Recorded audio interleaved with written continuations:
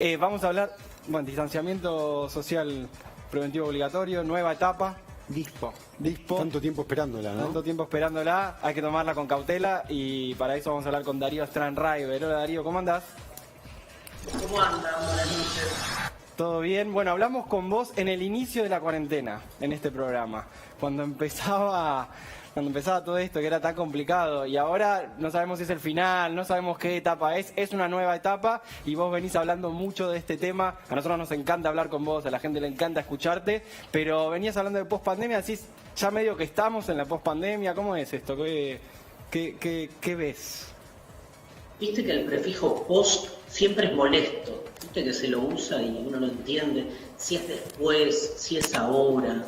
Yo creo que la post-pandemia es ahora, o sea, el después de la pandemia es lo que estamos viviendo ahora. El post es muy representativo de esa idea de algo que está como en una especie de transición permanente. Viste que es insoportable la idea de la transición permanente porque uno está esperando que la transición sea hacia algún lugar. Sin embargo, es como que parece que estamos en esta, ¿no? Digo esto de que la pospandemia es ahora, porque me parece que no hay un final de la historia esta, como no hubo un inicio. Me parece que hay una representación que nos hacemos de un inicio de la pandemia / cuarentena en el mes de febrero-marzo, como si antes no hubiera pasado nada, ¿viste? El mundo estaba bárbaro, no había explotación ambiental, no habían enfermedades, no habían virus, la gente era feliz y de repente se nos cagó la vida, empezó la pandemia. Esa idea de un falso inicio, porque de algún modo ya estaba de algún modo predispuesta la cosa, no para que aparezca el COVID, pero sí en términos sociales me parece que había ya, ¿no?, una especie como de predisposición y por eso pegó como pegó y tuvo las consecuencias que tuvo. Y me parece que con el final pasa un poco lo mismo, Darío, que no es que va a terminar, no es que termina como termina, ¿viste? Recién terminó el partido, un partido de fútbol entre Huracán y Patronato, terminó, ¿viste? El árbitro pitó, cada uno a su casa. Acá no, acá estamos como, digamos, viviendo ese después que es ahora, con las consecuencias directas que esto genera en nuestra subjetividad. O sea, se levantarán las medidas de la cuarentena, pero el barbijo quedó. Justamente una palabra que acabo de escuchar y que es muy importante en esta nueva etapa, que es distanciamiento social. Yo quiero traer un texto de Agamben, La epidemia como política, donde Agamben dice una pavada, pero dice esto: lo que se necesita frente al COVID es distanciamiento físico. ¿Por qué le pusimos distanciamiento social? ¿No será que los grandes cultores del aislamiento social dijeron esta es la nuestra y transformaron una cuestión biológica, médica, que es el cuerpos, digamos, que de algún modo no se contagien, en una idea más política, que es la del distanciamiento social? Yo te diría, Darío, para mí es al revés. Cuanto más distanciamiento físico se necesita, necesitamos más comunidad, necesitamos más conexión social, no distanciamiento social. Pero las palabras no son ingenuas ni gratuitas, por algo se instalan, ¿viste? El confinamiento, esta palabra tremenda, es algo que ya lo veníamos viviendo, no en lo que es la cuarentena institucional, sino en ese confinamiento simbólico insoportable que es el individualismo, que no es más que un confinamiento en uno mismo y en la negación del otro. Bien, no sé si Fero va a querer preguntar lo mismo que yo, pero me acuerdo que él hablaba al principio, te había preguntado él al principio de la cuarentena y primero prefiero preguntárselo yo. Si eras medio optimista o pesimista de cómo íbamos a estar en esta etapa. Vos decís lo del barbijo, pero ¿pensás que cuando recién hablabas de comunidad, salimos más entendidos de lo mal que le hacemos al resto o de lo mal que le hacemos al planeta, o en realidad, en términos generales, sos más pesimista? Dos cosas.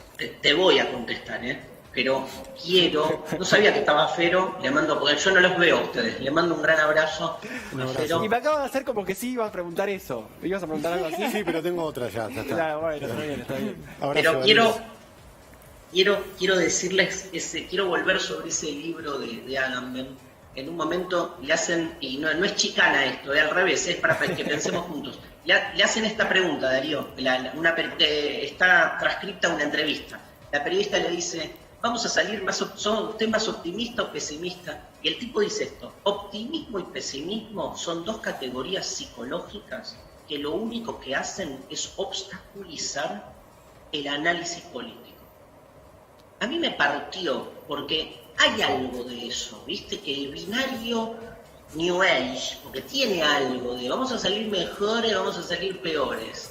En realidad, lo importante, me parece lo interesante, es ir viendo qué cosas se fueron transformando, qué cosas estaban predispuestas. Después, dentro del análisis político, yo te puedo decir, más que pesimismo u optimismo, yo veo con cierto peligro y cierto susto y hasta cierto terror cómo se fue disolviendo cada vez más el lazo social y cómo fue surgiendo una especie, vamos a llamarlo así, de neoindividualismo post-pandémico que trae algo del individualismo histórico, pero ahora le suma el sálvese quien pueda, el encerrarse en uno mismo, en la idea también de me cago en el otro, porque el sálvese quien pueda viene directamente ligado con me cago en el otro.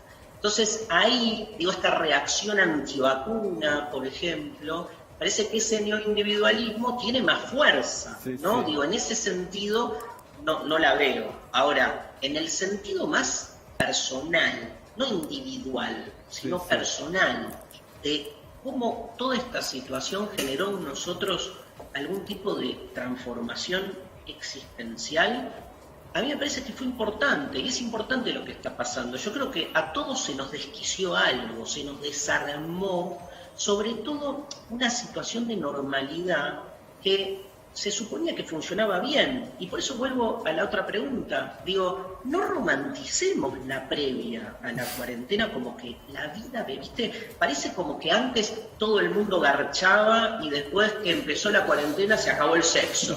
Antes todo el mundo se veía con los amigos, empezó la cuarentena. Es increíble cómo de repente pensamos que veníamos genial, ¿no? Esto es lo que me parece que hay que desarmar. Esto es lo bueno y lo malo de llamar a Darío, que te hace laburar después, porque en realidad Pero paren. Nosotros tenemos que pensar esto. Yo le quería pedir respuestas. Récord de separaciones hubo en distintos países. Te lo discute, ahí está. Eso es real. Obvio, pero aparte del récord de separaciones. Digo, por ejemplo, los que tenemos hijos, 24 horas /7 con tus hijos en la casa te replantean la idea de paternidad, de maternidad. Pero en serio lo digo, ¿eh? Bueno, pero el que está solo se replantea la idea de soledad también por ahí. Por eso, ¿viste? Pero va a fondo. En ese sentido, me parece que estas situaciones extraordinarias, toma la palabra extraordinario, o sea, te saca del orden.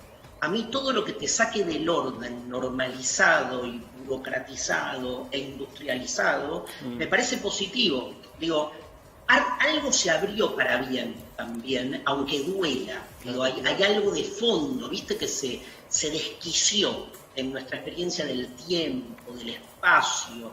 En ese sentido, si querés, soy más optimista, que me parece que ¿viste?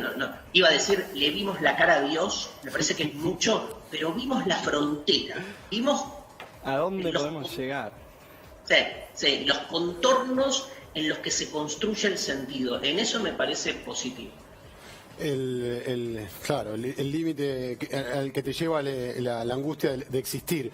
¿Y cómo juega, Darío, buenas noches, Fero, te habla acá, cómo juega la alimentación? Hubo como un boom de gente que se empezó a cocinar, ahora que se abren los locales, yo veo también un montón de locales de comida naturistas, ¿no? Que no todo el mundo debe tener acceso, y vos vas con Sole Barruti, nuestra colega, vas a hacer una charla en el CONEX, creo que el 14 de noviembre, sobre la alimentación. ¿Cómo juega la alimentación acá? ¿Puede haber un repensar la alimentación a partir del encierro y los límites que tenemos para alimentarnos, o todo lo contrario, o nos llenamos de chatarra en la cuarentena?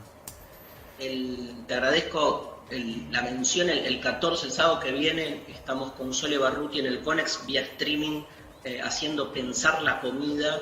Los 3 temas que vamos a trabajar son la gula, lo animal, nuestra relación con lo animal, y el tercero es el colapso.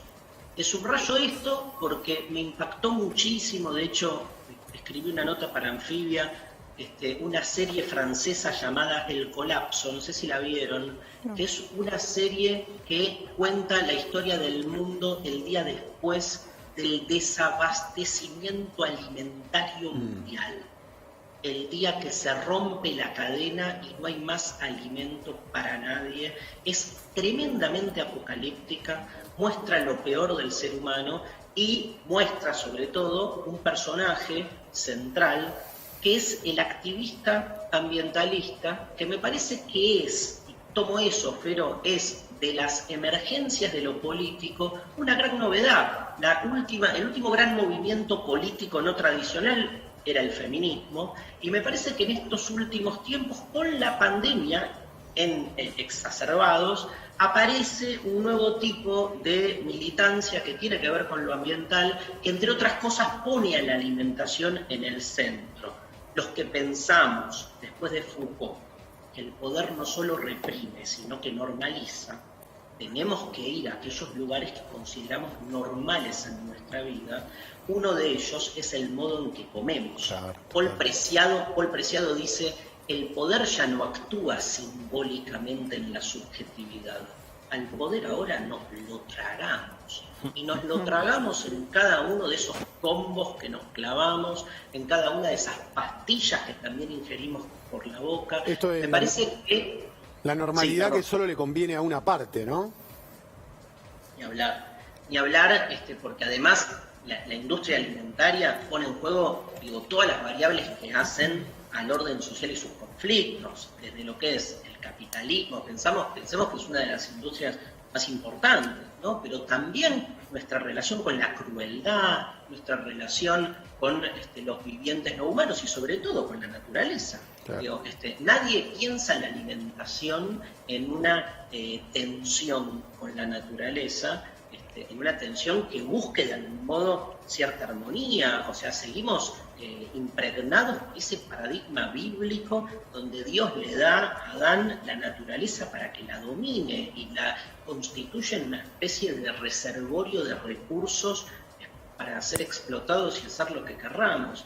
Y me parece que gran parte de esto que está pasando tiene que ver con esos desajustes ambientales, uno de los cuales es no solo el modo en el que comemos, porque esto no se resuelve con una dietética, también es pensar cómo el poder se ejerce en aquellos lugares que damos por supuesto y normalizamos como práctica cotidiana. Por ejemplo, la comida, uno va al supermercado y compra, ¿no? Y en realidad, por dónde nos pasa también, siempre me gusta dar este ejemplo, por dónde nos pasa la libertad, ¿no? Más en una sociedad de consumo, como la del capitalismo de producción en la que vivimos, donde se nos hace creer que somos libres, cuando tenemos sed, de entrar a un supermercado y comprar, yo qué sé, no sé, la gaseosa que querramos. Y entonces vas a las góndolas y tenés en realidad la gaseosa A, la gaseosa B, la A Light, la B Light, la A con una marca más barata, la B con una marca más barata.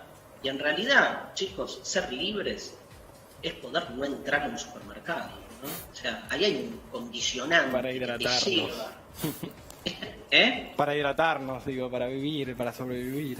Obvio. Me parece que hay que darle bola a ese tema y todo lo que abre. Una más, les tiro. Comemos por la boca, pesamos por la boca, hablamos por la boca. Me interesa ese órgano que es la boca, que no es poca cosa, porque es aparte el lugar en el que se abre nuestra relación con lo exterior, lo interior y lo exterior. De todo esto vamos a estar conversando con Sole Barruti, que es alguien que viene investigando más en el campo empírico de la alimentación, y yo como siempre chamullando un poco más en la filosofía, la boca, el beso y todo eso. Perfecto, ahí te acompañaremos, Darío, y muchas gracias por charlar un rato hoy, viernes a la noche, con esto recién empieza. A ustedes, un placer como siempre.